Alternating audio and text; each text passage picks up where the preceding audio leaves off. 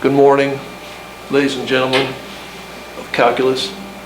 Product rule. We've gone over the product rule earlier this year, but this time we're spiraling in what kind of functions? That's different then.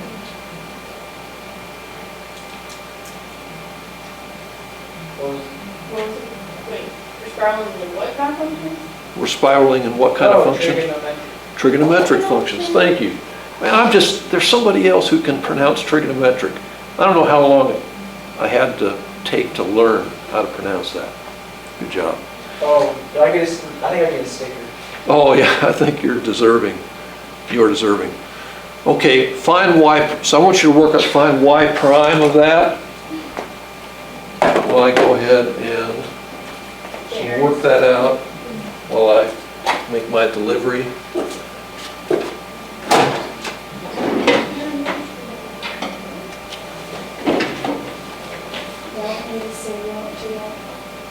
Sure, that's really hard Is that stuff. hard to think? No. Oh, you didn't make it hard. I thought you Y'all said, want me to I see? hate you. Y'all want me to see? See, Well, it's not there yet. It's not hard. See, I thought we were really bored out of the back. It's call it what it is. yeah, that was fantastic. It's not over. Much control of. I think I got it. Yes. Good. Sticker. I think I got Green it too. sticker. Tired of that. That part of it. Okay. That's what I thought. Valiant effort, but. Thanks. All right. Oh, that really is it. Of course. So what we have here is this kind of thing here. Yeah. So we have here is we have 6x and 6, and we have sine x, and what goes over here? Cosine x. So what we have here is we have a y prime is equal to 6x cosine x plus 6 sine x. And if you wanted to, you could factor out a 6 too. Yeah. Got the cameras on. So look out. So anyway, this would be your answer. Who got that as an answer? Oh, well, you simplified it, but I got it. You got this After I part? realized that I was dumb. Okay. That happens to the best of us. I don't know what I was doing that first time. Okay. So next we have this one here.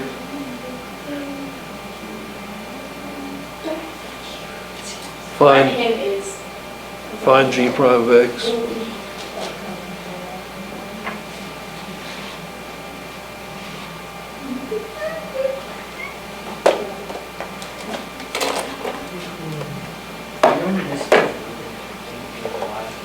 Now Hannah, you do know that singing is a recognized talent in this classroom. You Oh, realize yeah. that? 100%, especially mine, you know. I could be a professional. No, it's not. But the singing quality that is more recognized in this class are two things: volume and enthusiasm. Okay. Put on the duck song. Now pitch can be helpful, but pitch is more optional. The Yeah, volume and enthusiasm are the Go. main things. It's on flow. You want me to play the duck song?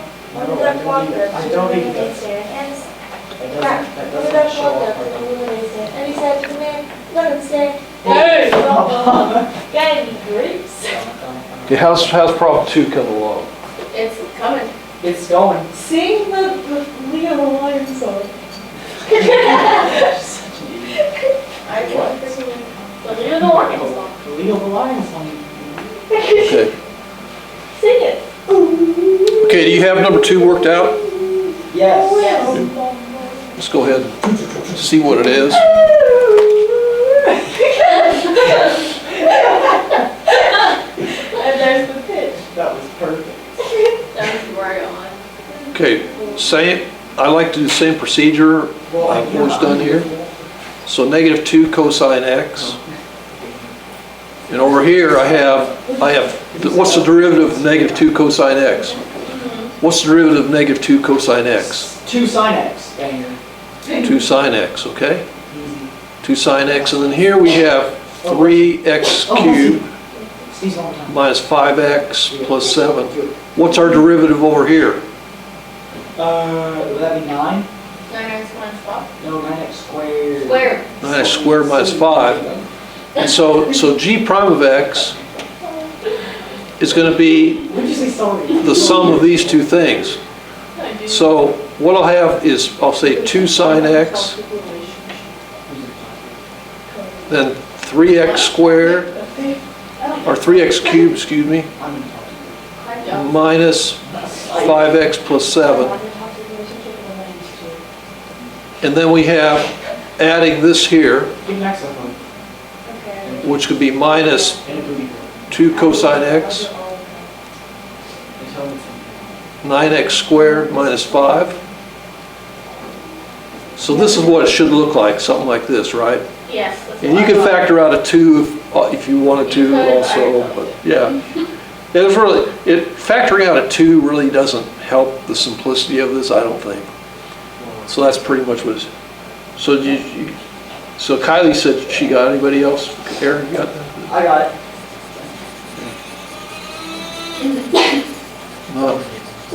Not.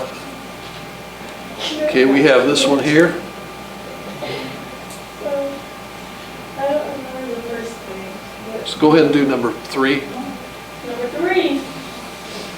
but, he said, we were talking about something, and I was like 7, and he goes, oh, I remember. We were talking about time, like how we maybe got to like 2, and I was like, it's 7, and we did 7, so we had 2 numbers. No, it doesn't make sense. What things do you need to find a tangent line? The point and slope. Point and a slope, okay? Should I get it figured out? Yeah, why not? Need a point and a slope.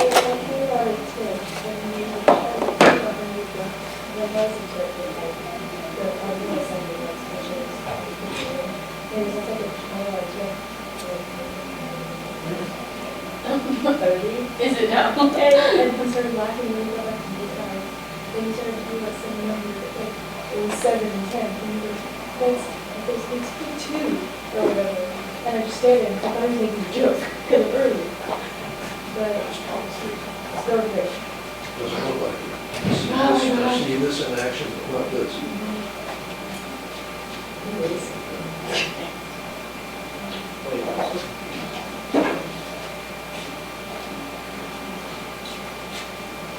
And I was like,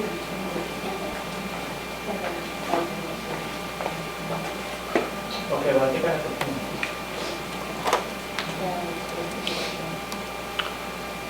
Okay, point.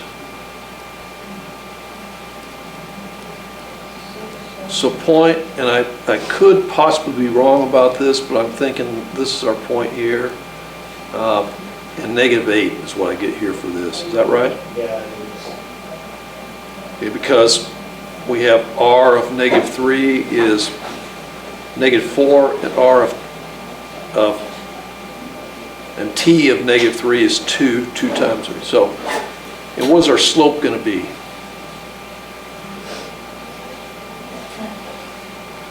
Let's go work this out again.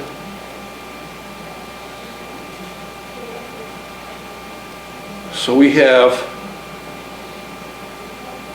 negative 4 and 2, and what's going to go here?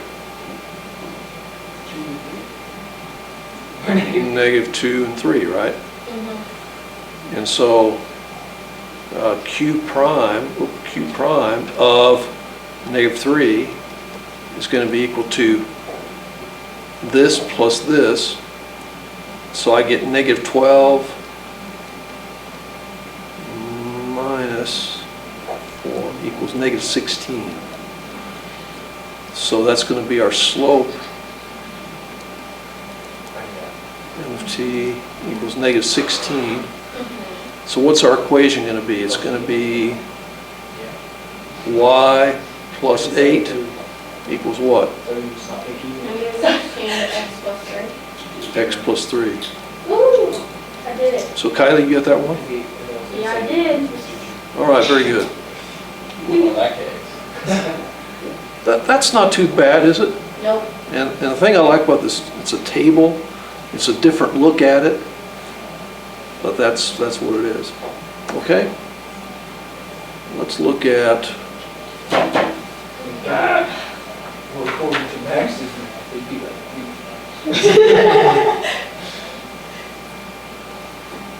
sine. My dad does not know.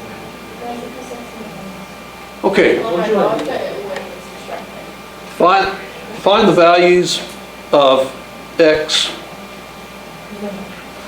between 0 and 2 pi where the tangent line to the graph of sine x cosine x is horizontal. Ooh, I got this. You got it? I got this. Oh, okay, so you figured out, you mean you figured out how to do it? You just haven't done it yet. Okay. That's good. It's good. I like this problem. It's a good little problem.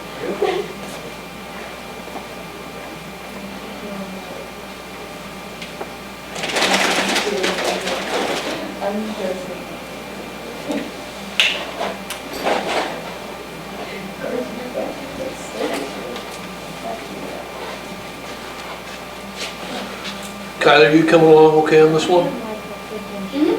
What in the heck? Wait, maybe I don't have Okay. To me, this problem might be in the category of not as hard as it may look. Oh, I'm getting a call. Account services. That's a new one. Hold on, because I gotta go. This.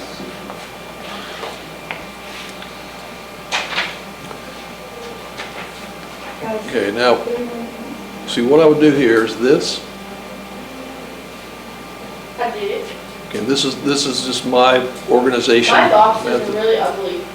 They don't. Well, mine's not much better than yours probably. Mine So, like they're get small. so we get sine x, and derivative of sine x is cosine x. And then we have cosine x, and the derivative of that is negative sine x, right? So if we multiply, if we go ahead and put these together, we have y prime is equal to cosine squared x minus sine squared x. And so if we set that equal to 0, we look for where cosine squared x is equal to sine squared x, and where are we going to see that?